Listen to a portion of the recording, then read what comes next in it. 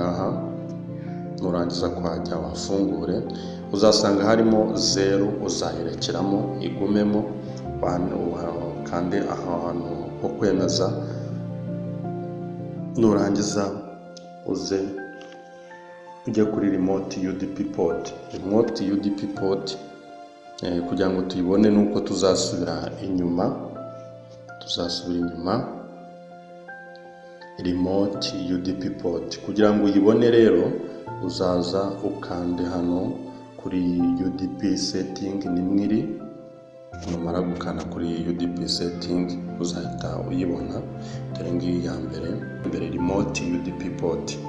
Nurangiza uhakande, uzasanga harimo indi mibare, uzayisiba wandikemo 995, wandikemo 3. Nurangiza ibyo